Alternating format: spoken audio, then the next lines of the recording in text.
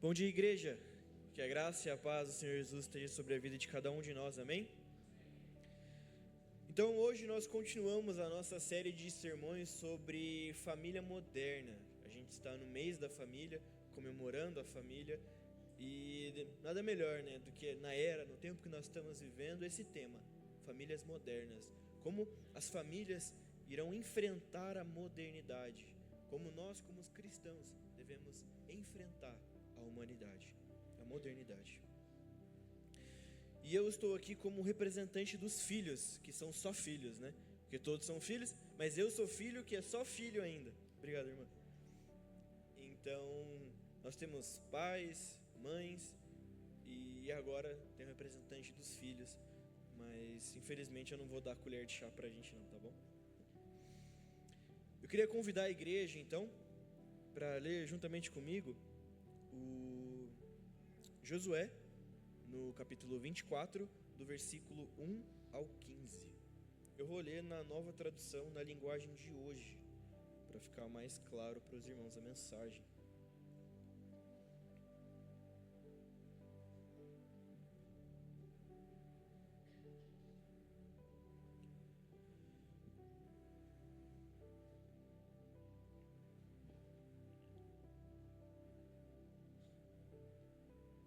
E o texto diz assim: Depois, José reuniu em Siquém todas as tribos de Israel, chamou os conselheiros, os líderes, os juízes e os oficiais de Israel, e eles se apresentaram diante de Deus. Então Josué disse a todo o povo: O Senhor Deus de Israel diz isto: há muito tempo os antepassados de vocês viviam do outro lado do rio Eufrates e adoravam outros deuses. Terá, um desses antepassados, era pai de Abraão e de Naor. Porém, eu tirei Abraão da terra que está do outro lado do Eufrates e fiz com que ele andasse por toda a terra de Canaã. Eu lhe dei muitos descendentes. A Abraão dei Isaque, e a Isaque dei Jacó e Esaú. A Esaú eu dei para ser a sua propriedade, a região montanhosa de Seir. Porém, Jacó e os seus filhos desceram até o Egito. Depois enviei Moisés e Arão e fiz uma grande destruição do Egito. Nessa ocasião tirei vocês de lá. Fiz com que os seus antepassados saíssem do Egito, e eles chegaram até o Mar Vermelho. Mas os egípcios os perseguiram até o mar, com carros de guerra e cavaleiros. Então os israelitas me pediram socorro, e eu fiz com que uma escuridão os escondesse dos egípcios. E mandei que o mar caísse em cima dos egípcios e os cobrisse. Vocês viram o que eu fiz com o Egito. Depois vocês viveram no deserto e por muito tempo. Então eu os levei para a terra dos amorreus, que moravam a leste do rio Jordão. Os amorreus atacaram, mas eu dei a vitória a vocês. Vocês tomaram posse da terra deles, e eu os destruí diante de vocês. Aí o rei de Moabe, Balaque, filho de Zippor, fez guerra contra Israel. Balaque mandou buscar Balaão, filho de Beor, e pediu para que ele amaldiçoasse vocês. Mas eu não quis ouvir Balaão, e assim ele os abençoou, e eu os salvei das mãos de Balaque. Vocês atravessaram o rio Jordão e chegaram até a cidade de Jericó. Os homens de Jericó lutaram contra vocês, e depois também os amorreus, os perizeus e os cananeus, os heteus, os gigaseus e os heveus e os jebuseus, e fiz com que vocês vencessem a todos. Antes de vocês chegarem, expulsei os reis amorreus, fazendo com que eles fugissem apavorados. Não foi nem pelas espadas, nem pelos arcos e flechas de vocês que eles foram expulsos. Eu dei a vocês uma terra em que vocês nunca haviam trabalhado, e cidades que nunca haviam construído. E vocês estão vivendo nessas cidades, comendo uva e azeitonas de parreiras e oliveiras que não plantaram. Josué terminou dizendo: Portanto, agora temam o Deus, o Senhor. Sejam os seus servos sinceros e fiéis. esqueçam os deuses que os seus antepassados adoravam na Mesopotâmia e no Egito, e sirvam o Senhor. Mas se vocês não querem ser servos do Senhor, decidam hoje a quem vão servir. Resolvam se vão servir os deuses que os seus antepassados adoravam na terra da Mesopotâmia, ou os deuses dos amorreus, na terra de quem vocês estão morando agora. Porém, eu e a minha família serviremos ao Senhor. A gente pode citar junto esse final? Porém, eu e a minha família serviremos ao Senhor. Amém. Glória a Deus. Senhor Deus, nosso Pai, neste momento, Senhor, estamos diante de Ti, para Te pedir que abra nossa mente, o nosso coração para a Tua palavra, Senhor.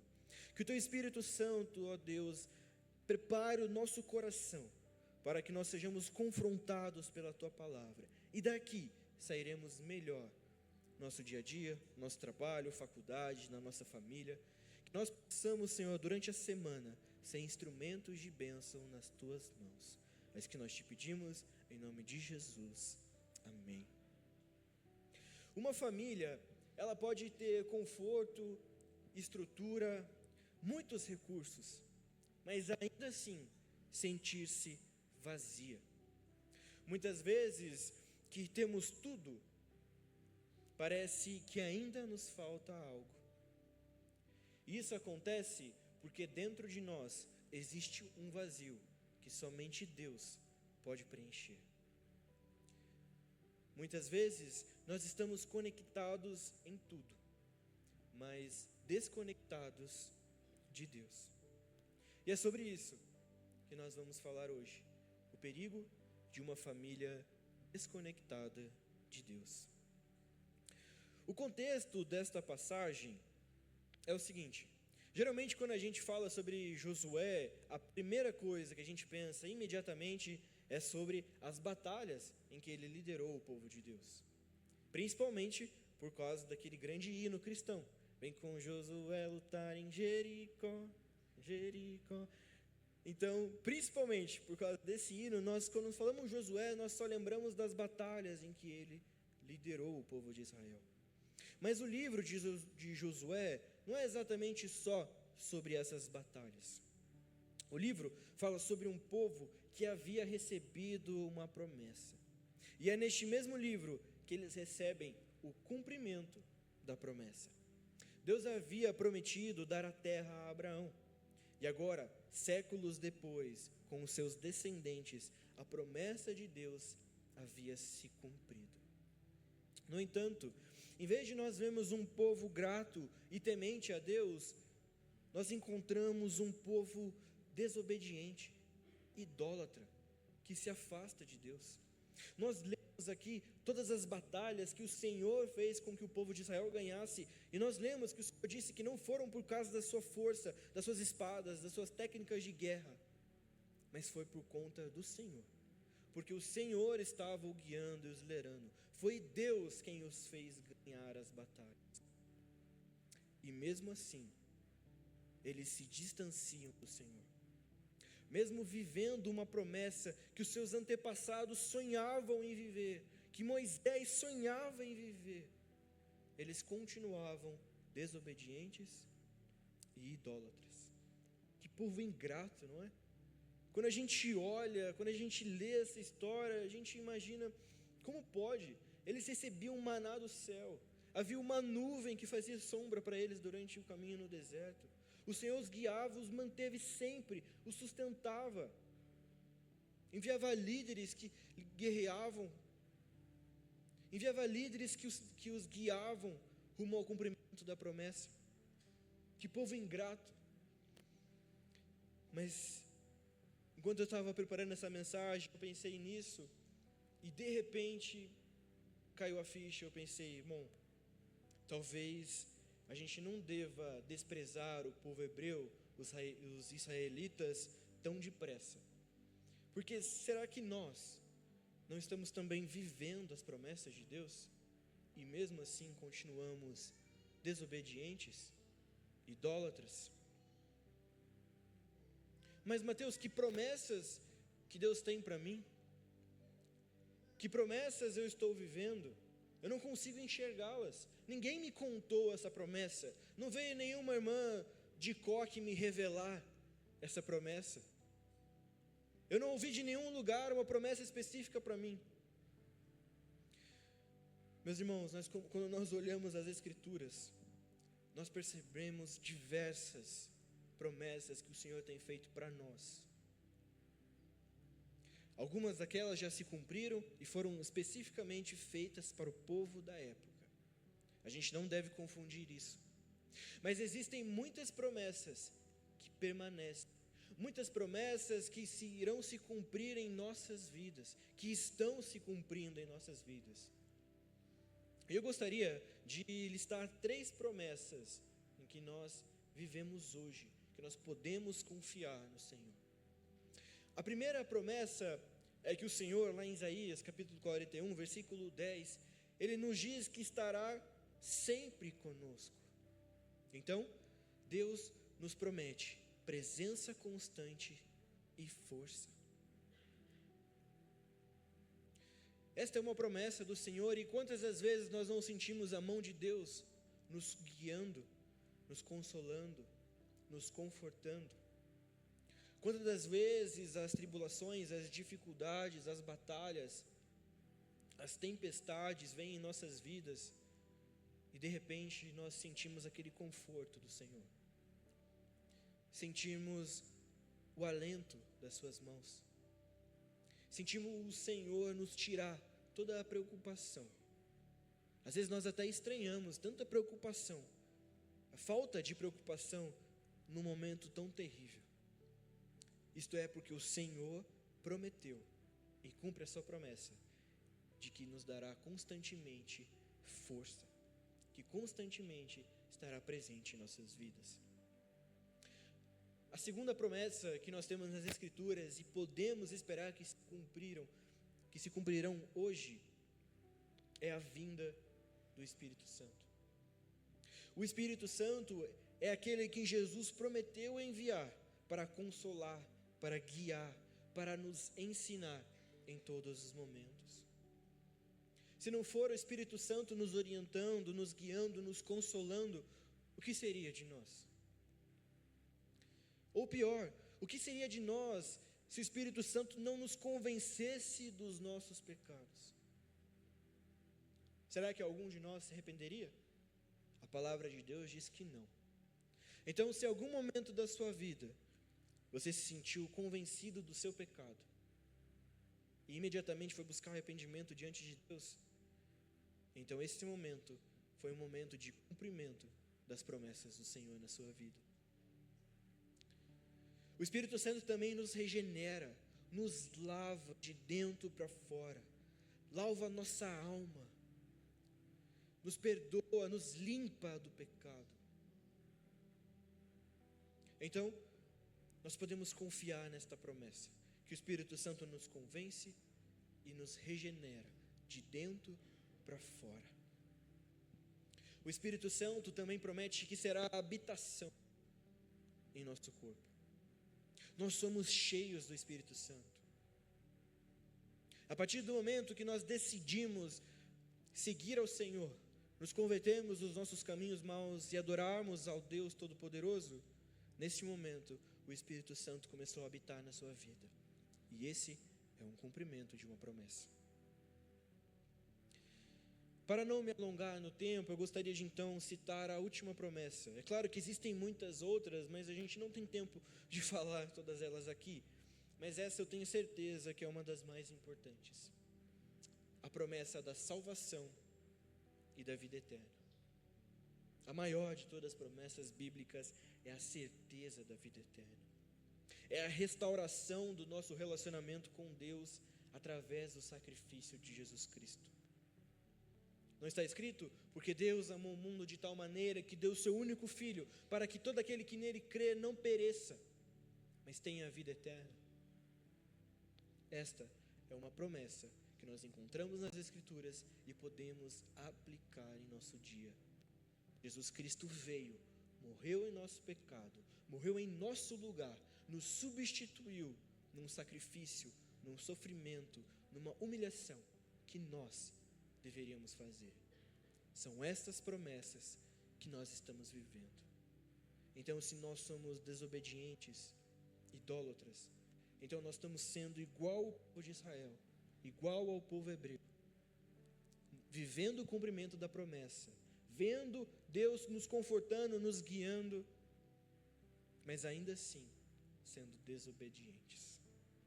Diante disso, meus irmãos, diante dessas promessas que nos atingem hoje, o que nós faremos? Continuaremos negando ao Senhor? Continuaremos desconectados de Deus, mesmo vivendo as promessas do Senhor em nossas vidas? Ou faremos como Josué, iremos declarar: eu e a minha casa serviremos ao Senhor. Mesmo diante das dificuldades, mesmo diante das tempestades que o mundo moderno, que a modernidade nos traz, nós devemos declarar: eu e a minha casa serviremos ao Senhor. Se você escolheu manter-se conectado com Deus, eu gostaria de trazer 3 lições sobre este versículo que nós acabamos de ler. 3 ensinamentos que nós percebemos. O primeiro é de que a fé não pode ser terceirizada. A responsabilidade espiritual começa dentro da nossa casa e começa por nós.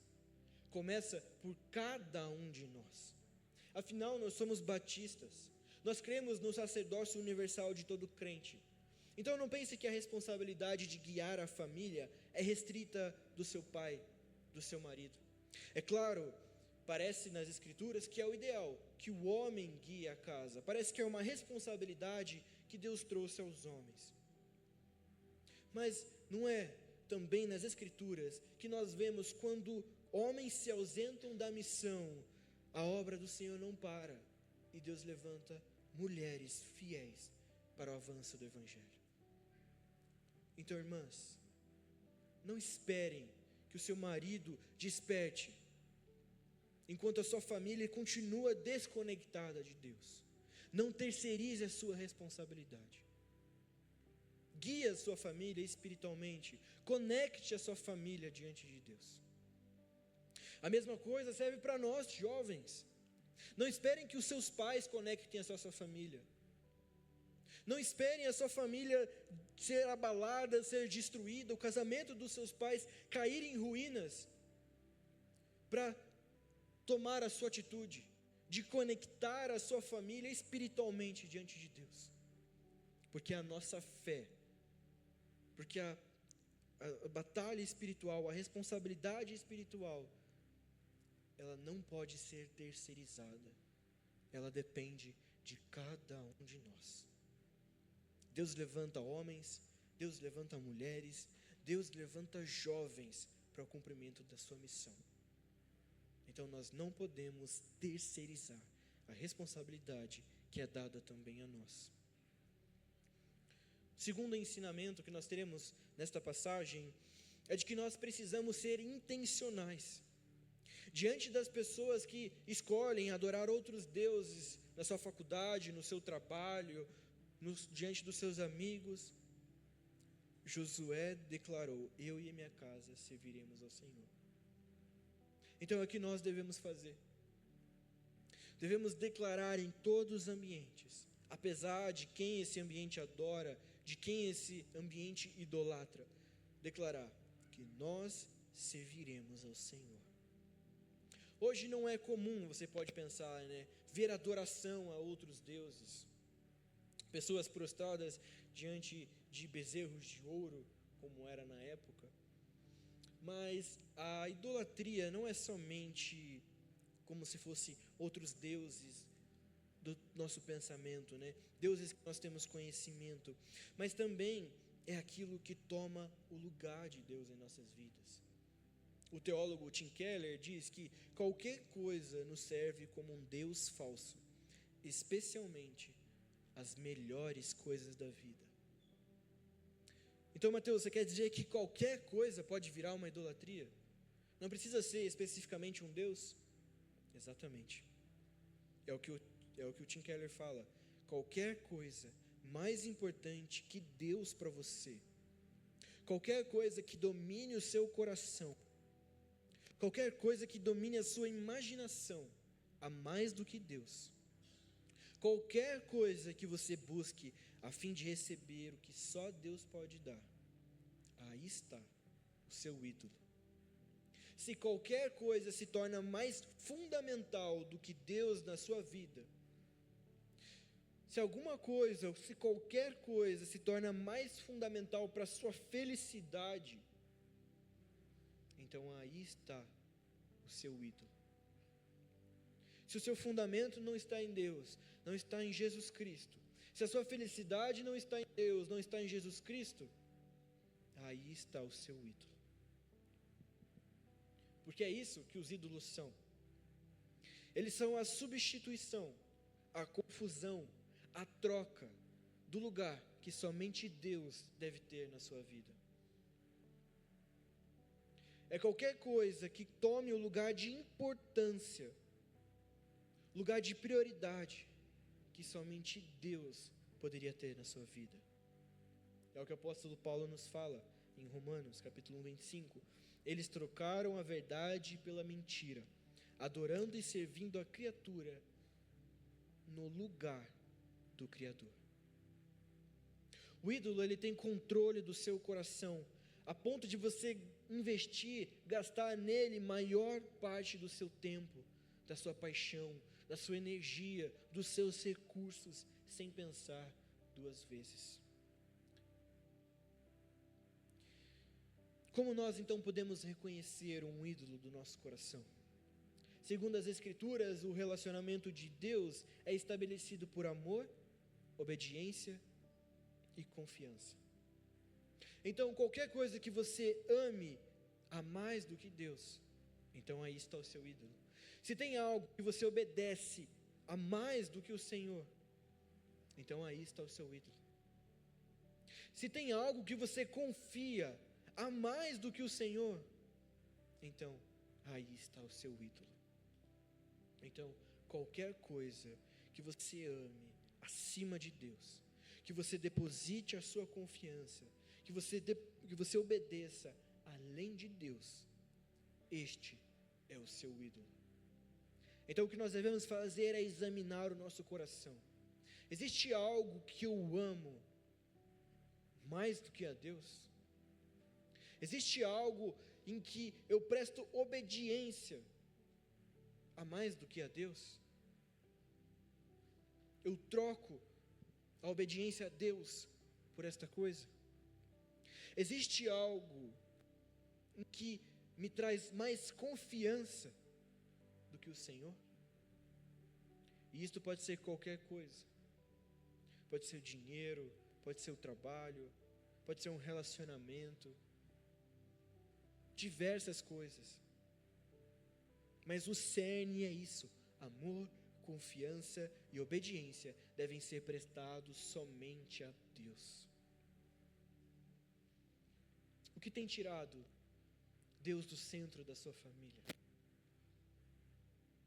O que tem sido um ídolo no seu coração e tem afetado a sua família? Mas como nós nos livraremos então disso? Quando nós lemos, nós retornamos ao capítulo 1 do livro de Josué, do versículo 1 ao 8, o texto diz o seguinte: depois que Moisés, servo do Senhor, morreu, Deus disse ao ajudante de Moisés, chamado Josué, filho de Num: o meu servo Moisés está morto. Agora você e todo o povo de Israel se preparem para atravessar o rio Jordão e entrar na terra que eu vou dar a vocês. Como disse a Moisés, eu lhe darei toda a terra que pisarem. Os limites dessa terra serão os seguintes: ao sul, o deserto, e ao norte, os montes Líbanos, a leste, o grande rio Eufrates, e toda a terra dos heteus, e a oeste, o mar Mediterrâneo. Você nunca será derrotado. eu estarei com você como estive com Moisés, que tinha acabado de falecer. Nunca o abandonarei. Seja forte e corajoso, porque você vai comandar este povo quando eles tomarem posse da terra que prometi aos seus antepassados. Seja forte e muito corajoso. Tome cuidado e viva de acordo com toda a lei que o meu servo Moisés lhe deu. Não desvie dela em nada, e você terá sucesso em qualquer lugar para onde for. Fale sempre do que está escrito no livro da lei. Estude esse livro dia e noite, e se esforce para viver de acordo com tudo o que está escrito nele. Se fizer isso, tudo lhe ocorrerá bem, e você terá sucesso. Aqui nós encontramos as orientações de Deus, de Josué, para que quando ele liderasse o povo, a fim de que eles finalmente entrassem na terra prometida. A promessa de Deus a Josué é que ele estaria com ele todos os dias, assim como esteve com Moisés. Mas para que isso acontecesse, Josué precisaria ter o cuidado de manter suas prioridades devidamente alinhadas. A chave para o êxito de Josué era permanecer imerso na palavra de Deus, era permanecer conectado com Deus. E não foi isso que Jesus também nos disse em João capítulo 15, quando ele fala: eu sou a videira e o meu pai é o lavrador. Todos os ramos que estão em mim e não dão uvas, ele corta. Mas os ramos que dão uvas, ele poda, a fim de que fiquem limpos e deem mais uva ainda. Vocês já estão limpos por meio dos ensinamentos que eu lhes tenho dado. Nós já estamos limpos pela palavra de Deus. Continuem unidos comigo, e eu continuarei unido com vocês. Pois assim como o ramo só dá uvas quando está unido com a planta, assim também vocês só podem dar fruto se ficarem unidos comigo. Eu sou a videira e vocês são ramos. Quem está comigo e eu com ele, esse dá muito fruto, porque sem mim vocês não podem fazer nada. Quem não ficar unido comigo será jogado fora e secará. Será como os ramos secos que são juntados e jogados ao fogo, onde são queimados. Se vocês ficarem unidos comigo e as minhas palavras continuarem em vocês, vocês receberão tudo o que pedirem. E a natureza gloriosa do meu Pai se revela quando vocês produzem muitos frutos e assim se mostram que são os meus discípulos. Não é o mesmo ensinamento que nós vemos aqui? De Deus para Moisés e de Jesus para nós, estarmos conectados com o Senhor. Assim como um galho está conectado à planta, ao ramo, ao caule, nós devemos estar conectados com o Senhor, porque sem Ele nós não podemos fazer nada. Sem Ele, que é a videira, nós não daremos frutos, nós não seremos nada, seremos cortados fora. Então, meus irmãos, nós precisamos estar conectados, alinhados com os ensinamentos do Senhor. Se não for assim, nós não daremos frutos. Se declarar cristão, ir à igreja aos domingos, postar versículos nas redes sociais, não significa estar conectado, unido com Cristo. Mas quando nós temos uma vida de oração e leitura da palavra, isso sim nos une ao Senhor. E quando fazemos isso em família, une a família toda ao Senhor. Então, para que nós obedeçamos ao Senhor, para nós não cairmos em idolatria, para nós mantermos a nossa família conectada com Deus e não desconectada, nós precisamos ter práticas espirituais, leitura da palavra, oração, momento devocional com Deus, momento que você aprende do Senhor diretamente da sua palavra.